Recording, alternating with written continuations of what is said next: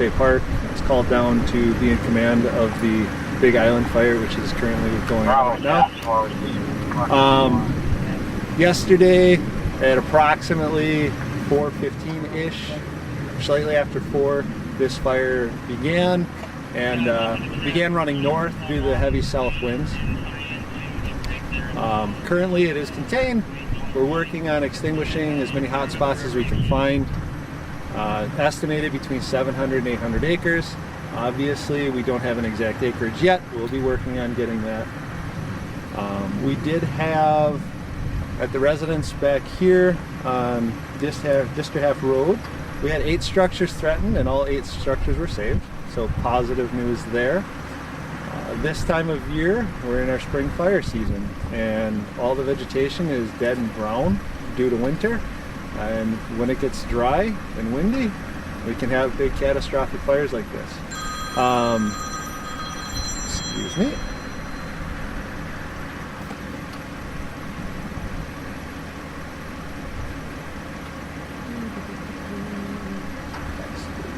And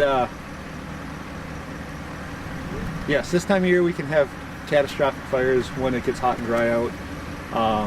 People do need to be mindful of the fire danger, and they can check the fire danger on the DNR website. Currently, we are asking all public and media to stay out of the fire area because it is an active fire. We do have things that are still burning, and we have a lot of personnel traveling around, and they're very tight, narrow roads, so we don't have a lot of room for passing each other. So we are asking everybody to stay out of the fire area. That's a really big one. In addition to checking the fire danger every single day, we do need people to be mindful of what we're doing. It can be very hot, dry, and windy this time of year.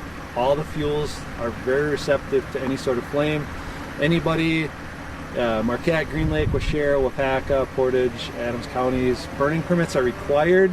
Burning permits are required within those counties. They're not required in all counties. So people need to be mindful of what is required in their counties. You can check the DNR website for where burning permits are required. You can get a burning permit online. They're free.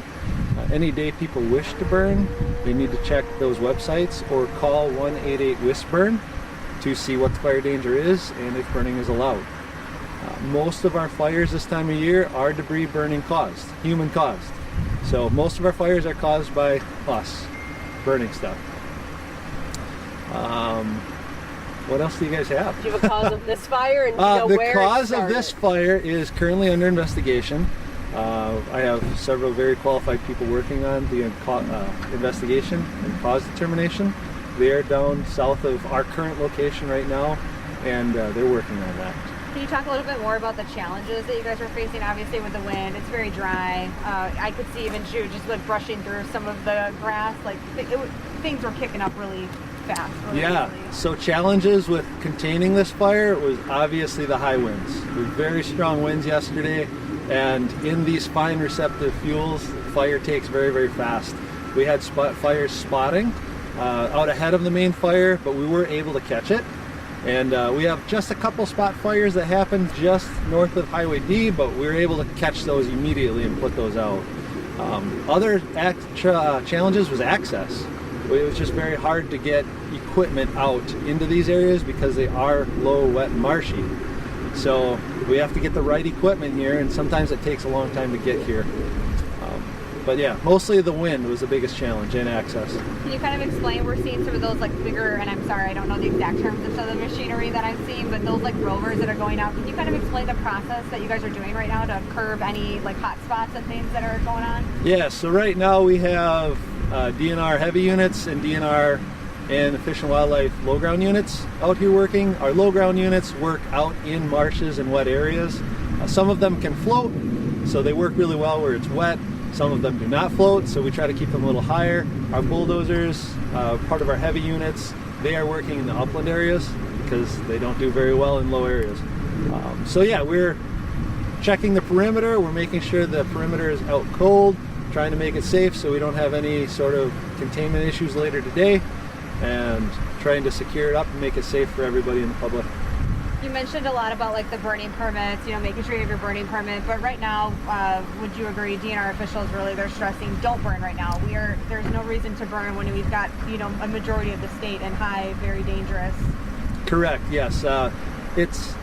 If people wish to burn, they need to check the DNR website or call the number. But yes, right now, due to high fire danger, we're asking people not to really burn.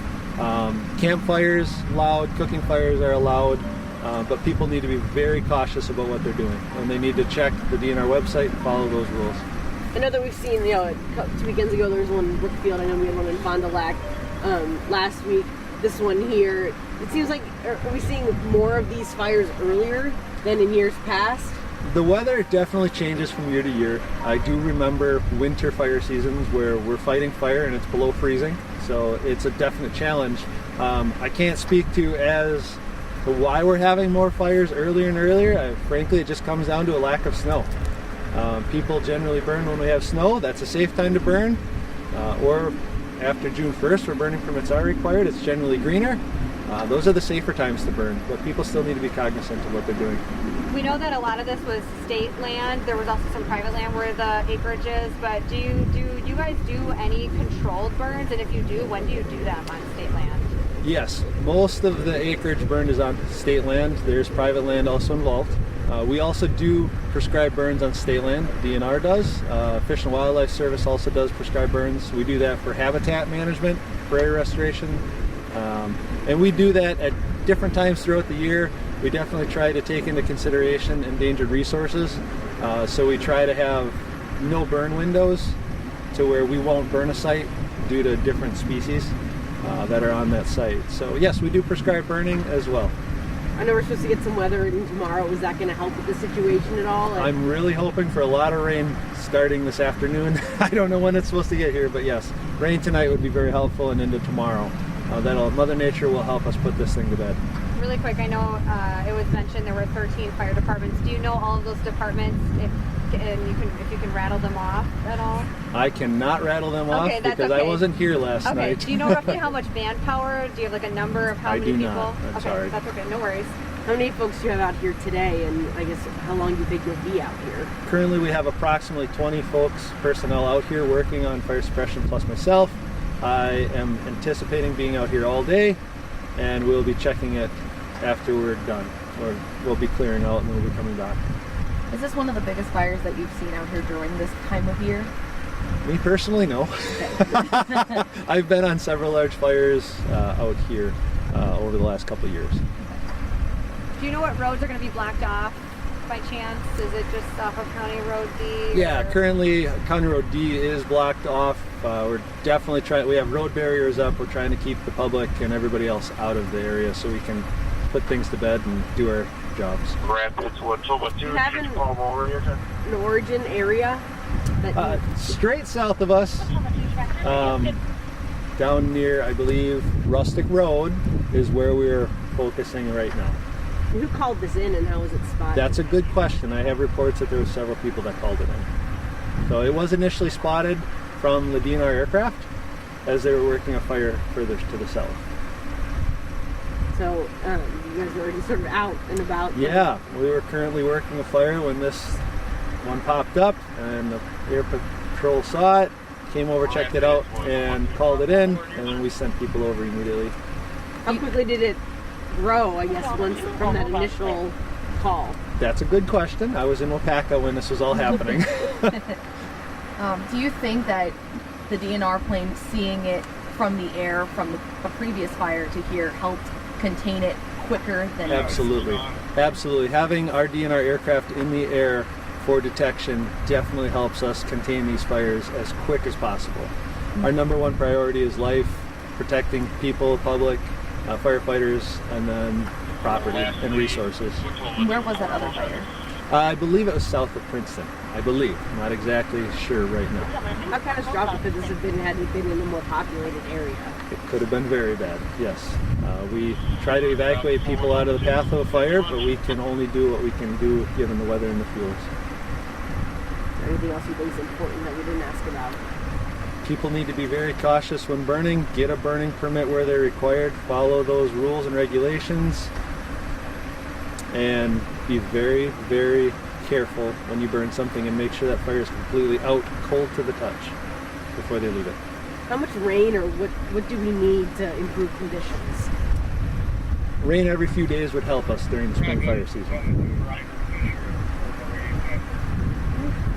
Thank you, Jason. Awesome. Thank you. Thank you. And your title, I guess. I'm the forest ranger. Okay. Yep. All right. Thank you. Perfect. Thank you. So would we be, if we had any more questions?